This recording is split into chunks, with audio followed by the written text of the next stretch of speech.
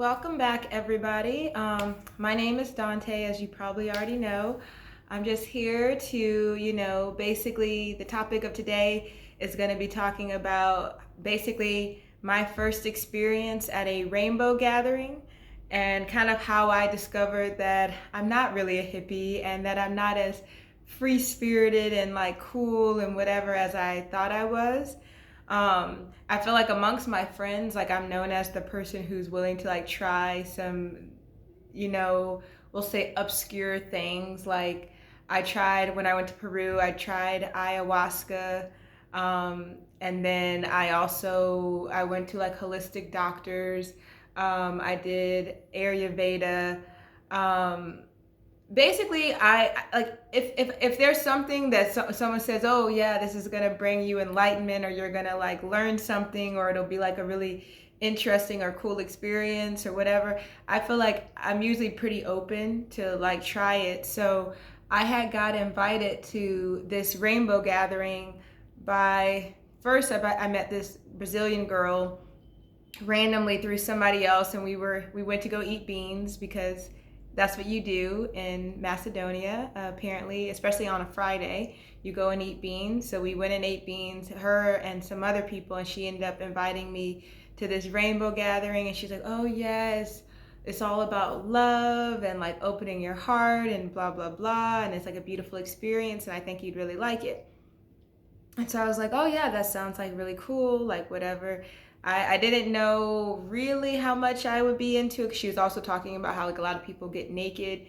And then it was also in the mountains, and I'm like, I know it's probably gonna be cold. But anyway, a week later, I went out with this other girl that I had met like a week or so before, or maybe 2 weeks before, and like we went out and had a drink, and we were like talking and hanging out. And then she told me about the festival as well, or not the festival, the gathering. And so I was like, okay, two people have told me about this and invited me to it, so maybe this is a sign. Because I also am a person who like, maybe I'm meant to do this, like maybe, like I don't know, I kind of believe in signs. So after that I was like, okay, I really want to go, but I am a tourist here, I don't have a car, I don't speak the language, I really don't know my way around, I don't even know how to drive a manual car. Like in the US, most of the cars are automatic, so that's really all that I know how to drive. So I was like, I really don't know how I'm gonna get to this place that's this many hours away, and how this all, and then yeah, so that's another thing. Then I found three other people who were going, but they were people who like work here, so they're like, oh, I don't know when I'll be able to have time off from work. And so long story short, I went to Belgrade again for a week, which I had filmed a video there. Yes, I did. And so you guys know I was in Belgrade. And so while I was there, one of the people that I had asked about it called me and was like, or messaged me and was like, hey, I'm gonna go this Friday. And so I wasn't planning on coming back to Macedonia until Saturday, or I was going to take the bus on Saturday, probably get here on Sunday, because I actually had a tattoo appointment on Friday, which this is my new tattoo.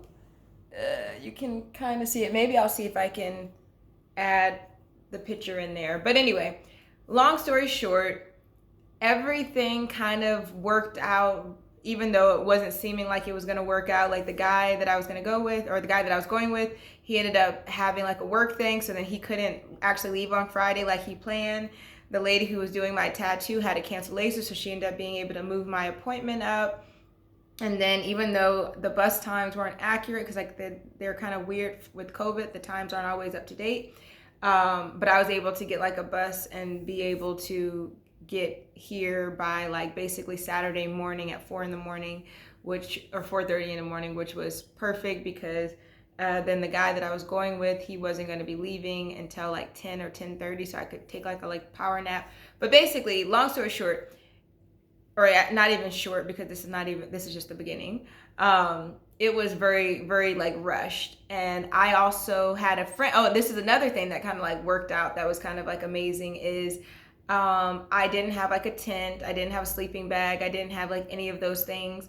And also while I was in Belgrade, one of my other friends who I didn't even know was going told me that he was going, but he's going by bike. and that asked if I could take his tent and his sleeping bag and everything up there so that way he didn't have to carry all that with him on his bike. And so that was perfect because I didn't have a bike, or I mean, I didn't have a sleeping bag, I didn't have a tent, I didn't have any of these things.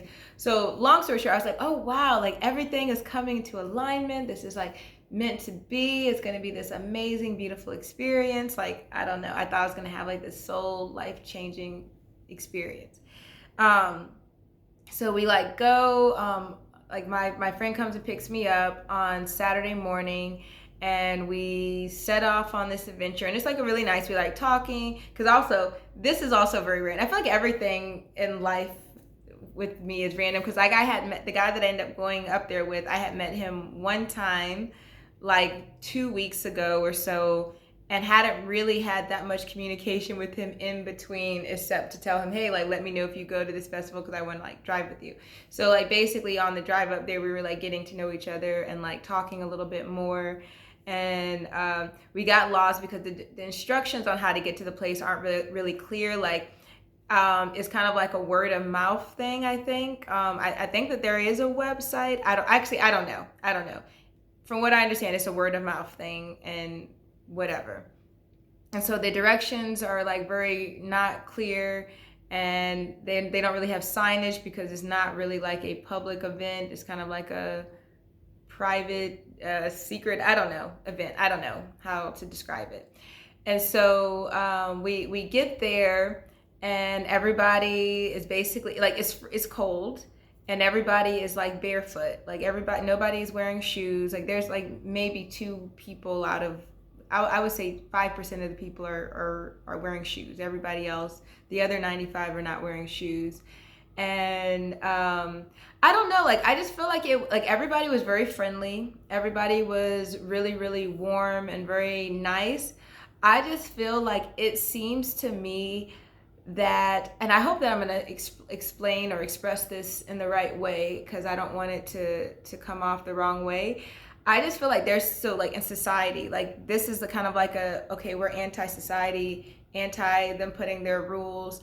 But then I feel like you go into this other society, and then there's all these rules of what you're not supposed to do and what's not allowed. Like, for instance, at one point I was hungry. Like there's like a food circle twice a day, or at least at this one that I went to, we had a food circle like twice a day. So if you were hungry any other time, like I was eating some bread, and then the girl was like, oh, you're really not supposed to eat like as an individual in public. Like you're not supposed to just be eating by yourself, like amongst other people, by yourself. Like that's not acceptable.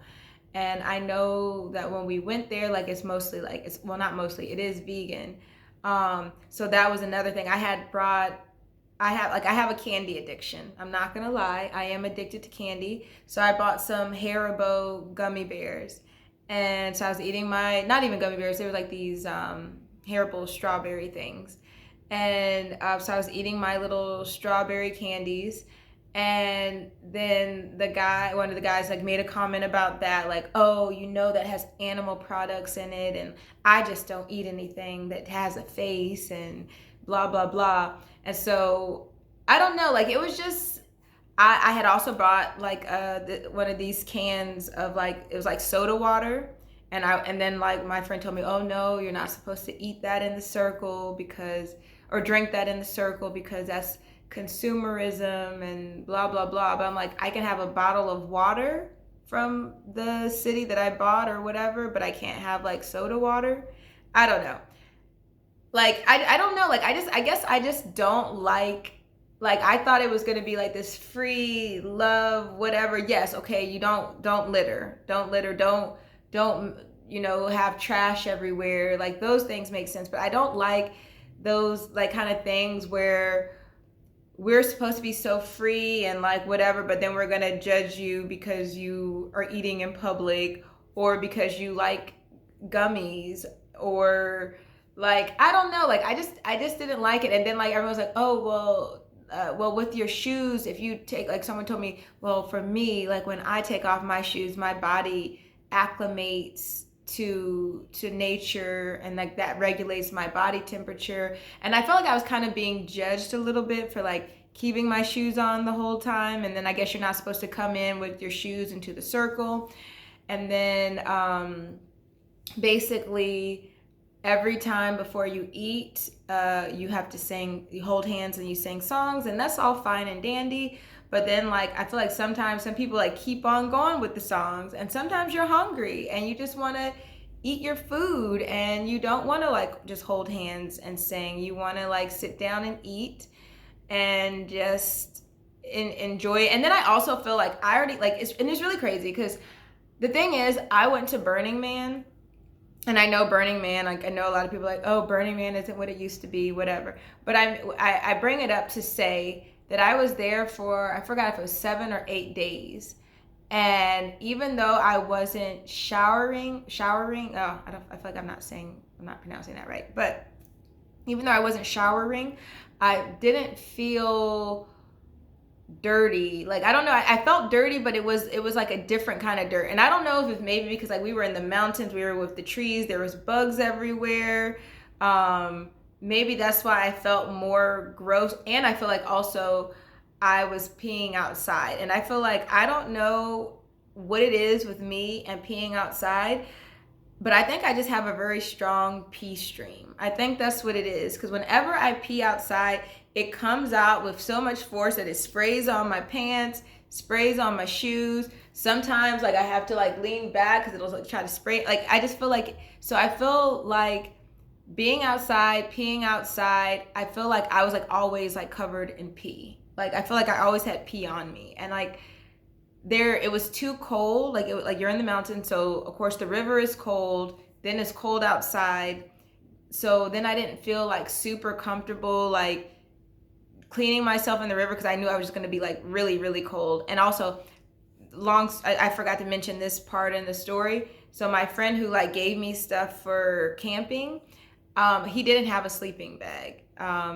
He had a sleeping mat that I could sleep on, but there was no sleeping bag. So I had to share a sleeping bag with the person that I went up there with, and it was really cold. We'll just say that. Like I had my coat, I had on 2 pairs of socks, I had on 2 pairs of pants, I had on like 2 shirts and a sweatshirt, and like still tried to cover my face because I was like, my face was like so cold. Like I was just really cold. And so yeah, like I don't know, I think maybe it would have been a different experience if it was somewhere hot that had water and I could go into the water or waterfall and like clean myself. But I just felt like really like gross the whole time. But okay, I don't want to just say all bad things, because people were very loving. I got lots of hugs. And it was a very good experience to see like people working together and people willing to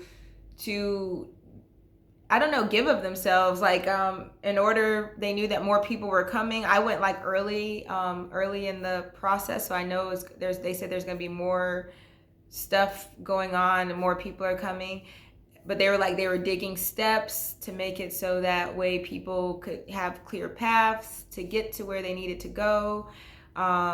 They were creating tarps over the shit pit, so that way you could poop without having rain get on you or rain get in the poop and overflow that. And so I feel like, I don't know, like it was really like shows you like people doing like acts of service, which I think is really amazing and really, really wonderful.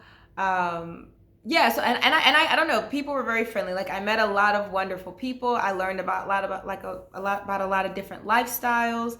I just don't know if it's for me. I feel like I think I'm too uptight.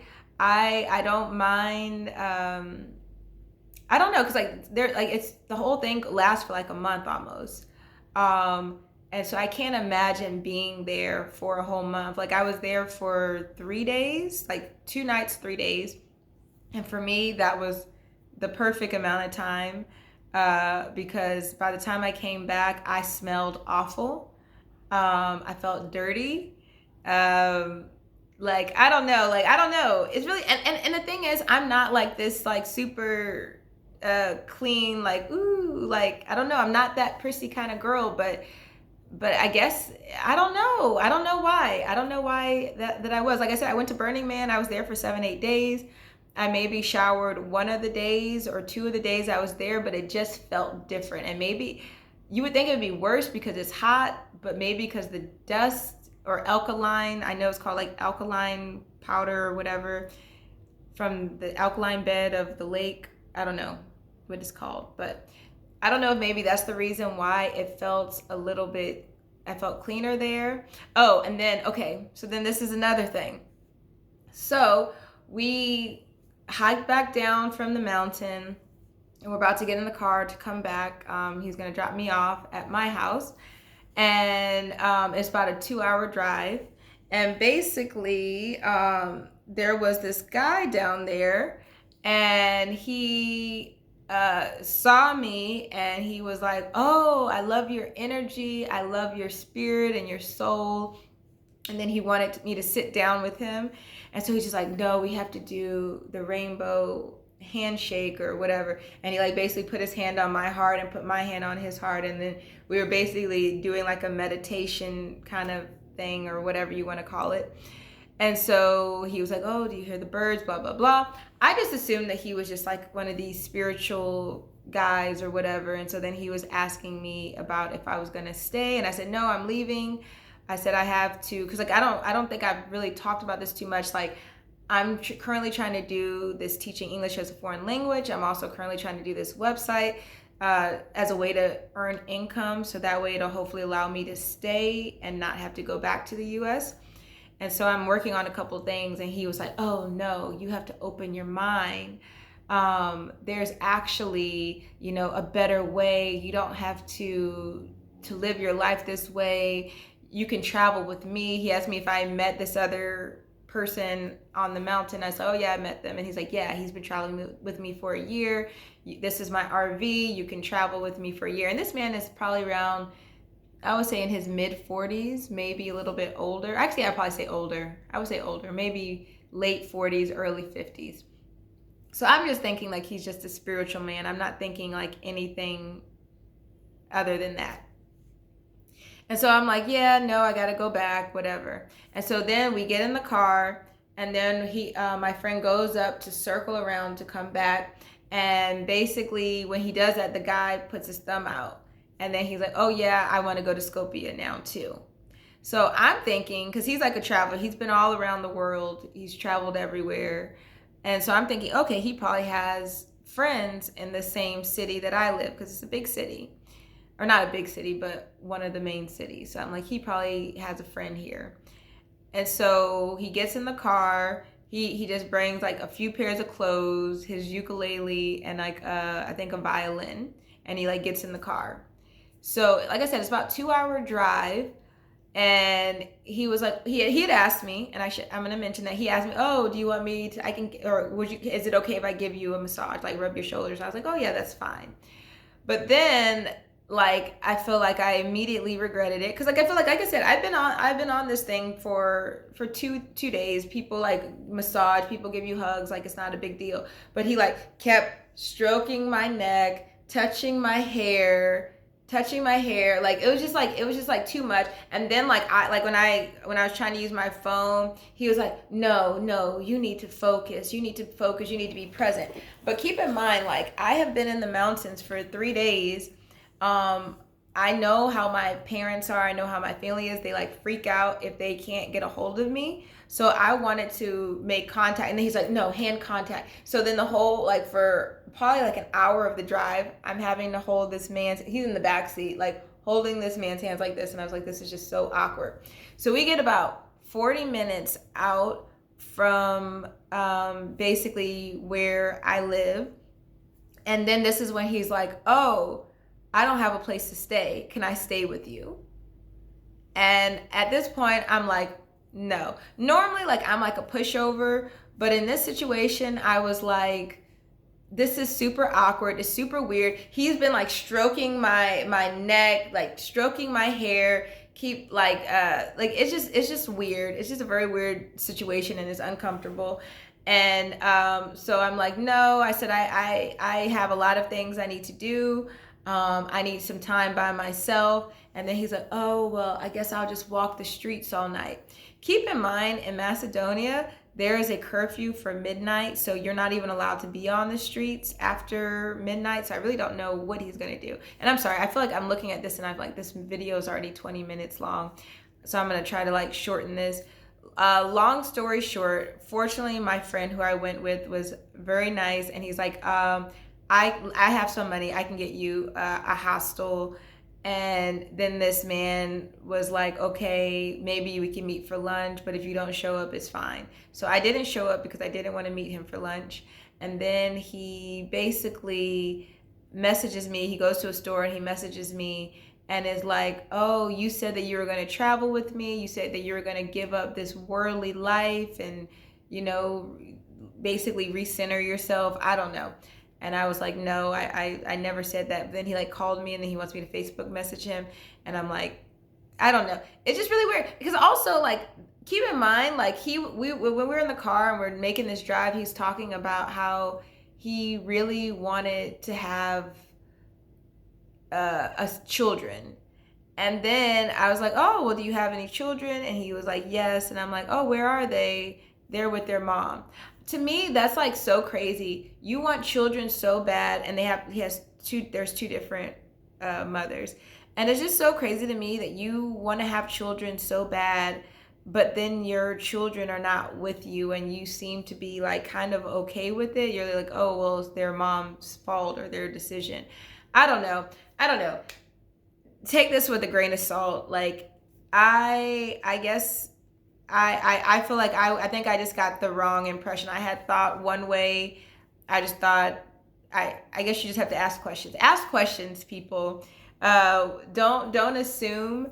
Otherwise, you may end up in some awkward situations that you really don't want to be in. And I feel like I find myself in these awkward situations quite often. And you would think that at this point, I would know better to like ask some questions and to say no when things are getting very weird and creepy. And I mean, I did say no about him staying with me, and I did not meet him, and I'm not gonna message him. And I don't think he's like a bad person. Like, I think he's probably he's a great person.